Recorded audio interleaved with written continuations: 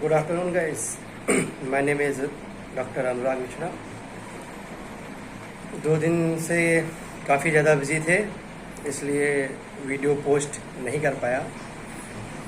और पिछला टॉपिक था विषम ज्वर यानी मलेरिया, और आज का टॉपिक जो है, ठीक है, वो क्या है, वात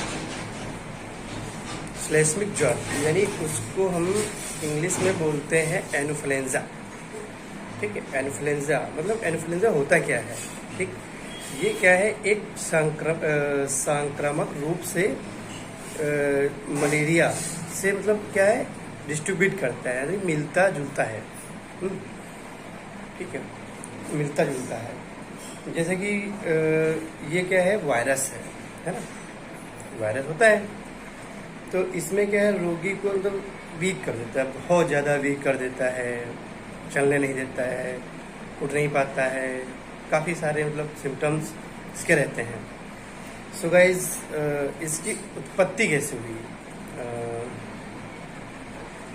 इसकी उत्पत्ति कैसे हुई कि जो वात श्लेष्मिक जो फीवर रहता है, उसमें क्या होता है कि तीव्र गति से ये कुछ ही क्षणों में फैलता है, अपनी बॉडी में फैल जाता है। जैसे महानगर में, ठीक, सिटीज़ में अधिकतर काफ़ी ज़्यादा ये जो है बीमारियाँ कुछ अधिक जनसंख्या को रोग बना देती है। इन जो जीवाणु होते हैं, कुछ ही घंटों में इनके सिम्टम्स जो रहते हैं वो दिखाई देते हैं। ठीक, सिम्टम्स दिखाई देते हैं। जैसे कफ को दूषित करने वाले, अब क्या होता है, कफ बॉडी में 3 प्रकार के पाए जाते हैं, वात, पित्त, कफ।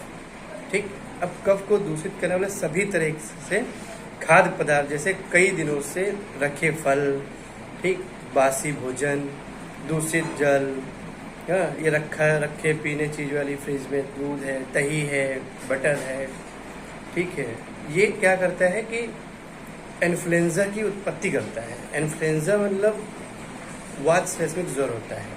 ठीक, इसमें क्या होता है कि बॉडी में खांसी, जुखाम, चेहरे पर रेडनेस, शरीर में तीव्र मतलब असहनीय पीड़ा होती है लोगों को।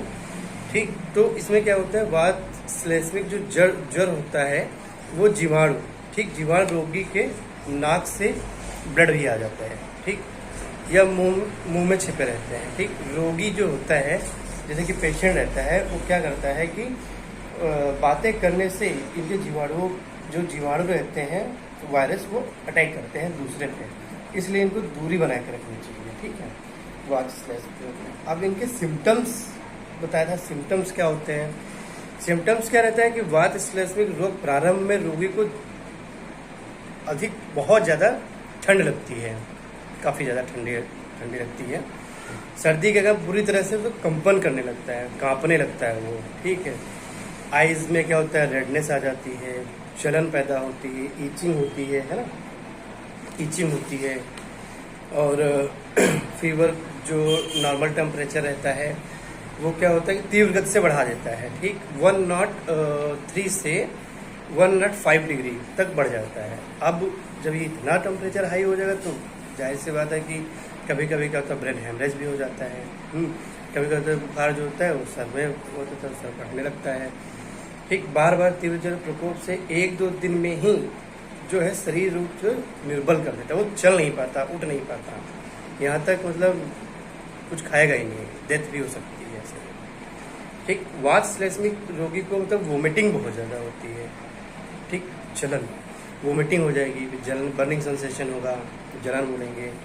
ठीक, गले में खराश होती है, बोलने में कपकपी होगी, और जो है बिस्तर से उठने की शक्ति ही नहीं रहती है पेशेंट को। ठीक है, ये हो गया मतलब सिम्टम्स आपके। ठीक, फिर छोटा ही टॉपिक है, और उसके बाद जो है क्या कहते हैं कि मतलब ट्रीटमेंट क्या होता है इन्फ्लुएंजा का। ठीक, जैसे कि मॉडर्न या फिर एलोपैथ में हम जो है कुछ इंजेक्टेबल पे देते हैं, ड्रिप देते हैं, कुछ मेडिसिन हैं, पीसीएम है, एंटीबायोटिक है, एमोक्सिसिलिन है, या फिर मोनोरिन है, एंटीबायोटिक है, डॉक्सी है, ओमनाकार्टिल है, ये सब मतलब धीरे धीरे देते हैं। अब आयुर्वेद में क्या है कि नागरादि क्वाथ जो होता है वो बनाकर छान करके दिन में रोगी को 2 बार पिलाने से ठीक इससे ज्वर जो है नष्ट हो जाता है, धीरे धीरे नष्ट होता है। तीव्र ज्वर की अवस्था में रोगी जो है कभी कभी रोने लगता है, बहुत चिंता होती है, ठीक। तो उसमें क्या करते हैं कि वृहत चिंतामणि रस आता है, वो कृष्ण चतुर्मूर्ख रस का उपयोग किया जा सकता है। वात श्लेष्मिक ज्वर में रोगी को जो है अतिसार भी लगते हैं, ठीक। पीड़ित की दवा देते हैं, वो भी देते हैं, कॉमन सी बात है। एलोपैथ में तो आप लोग जानते होंगे क्या क्या देते हैं, क्या नहीं देते हैं। और फिर इसमें क्या विकृत होती तो कपूर आता है, कर्पूर का रस एक गोली, ठीक, दिन में 2 बार जल के साथ, ठीक है, जल के साथ सेवन कराएं, इससे बहुत ज़्यादा लाभ होता है। फिर आता है सीतोपलादि। सीतोपलादि चूर्ण मतलब ये कहते हैं कफ में भी है, जिसको खांसी आती है उसको भी दे सकते हैं।